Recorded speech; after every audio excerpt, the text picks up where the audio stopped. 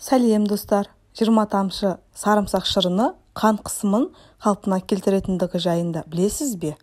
Бір рет қабылданғаннан-ақ қан қысымын қалыпқа түсіріп, ағзаны дәруменмен байытады. Қан қысымы бірде көтеріліп, бірде түсіп жүретіндердің қалтасында үнемі дәрі болады. Тосыннан басталатын ауруға қашанда дайын тұратындарға дәріні тастап, мына емді байқап көруге кеңес береміз. Бар жоғы 7-ақ әдіспен қан қысымын дәрісіз қалпына келтіруге болады.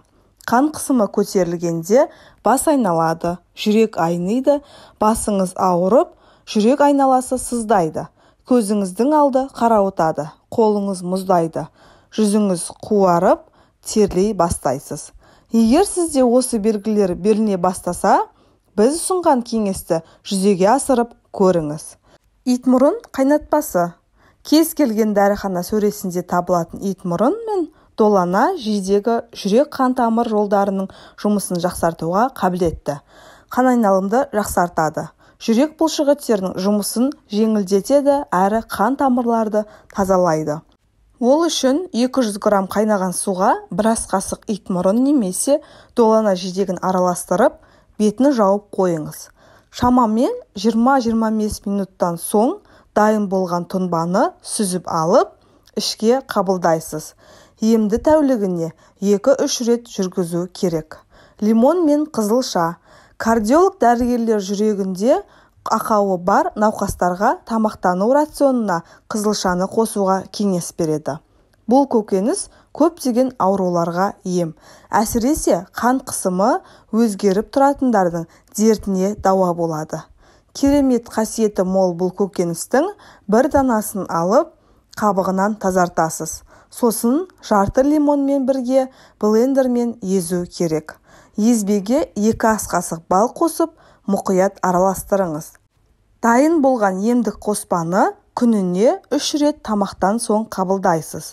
Емді 2-3 апта жүргізсеңіз, сіз күтпеген нәтижеге қол жеткізесіз. Сарымсақ шырыны қан тамырларды кеңейтіп, тазартатын пайдалы заттың бірі сарымсақ. Бар болғаны ем үшін тамақтың алдында 20 тамшы сарымсақ шырынын ішесіз. Ескеріңіз, бұл емді жатар уақытта жасауға болмайды. Өйткені сарымсақ жүректің жылдам жұмыс істеуіне септігін тигізіп, түнгі ұйқыңыздан айыруы мүмкін. Қарбыздың дәні. Қан қысымын түсіретін дәрінің орнына басатын тағы бір әдіс қарбыздың дәні. Оны алдымен жақсылап кептіріп, ұнтақтап аласыз. Үгілген дәннің бір ас қасығын 200 грамм қайнаған суға салып тұндырыңыз. Шамамен 20-25 минуттан соң тұнбаны сүзіп аласыз. Дайын болған шипалы суды жарты ас қасықтан күніне 3 рет ішесіз. Бірнеше күннен кейін-ақ оң нәтиже беріп, 3-4 аптада қан қысымының реттелгенін байқайсыз. Келесі көк шай. Көк шайды күнде ішкеніңізбен оның пайдасы болмауы мүмкін. Қан қысымын қалпына келтіру үшін тек таңертең бір шыны көк шай ішесіз. Осы кезде ішкен шай қан қысымын реттейді. Жүрек қан тамырлары жүйесінің ауруларының алдын алады.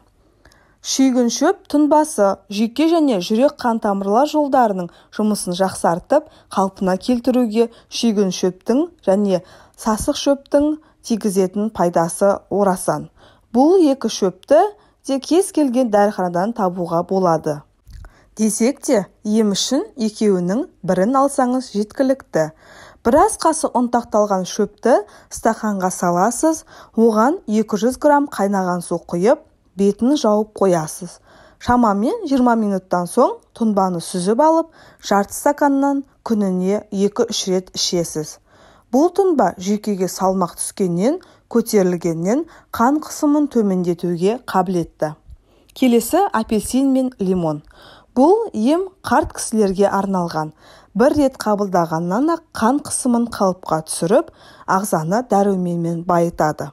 Ол үшін бір дана апельсин мен лимонды аласыз, қабығынан тазартып, жақсылап езесіз. Дайын болған ботқаны әр тамақтанудан алдын қабылдайсыз. Осы езбе бір күнге жетеді. Ескерту: халық емін қабылдамас бұрын міндетті түрде дәрігермен кеңесіп алыңыз.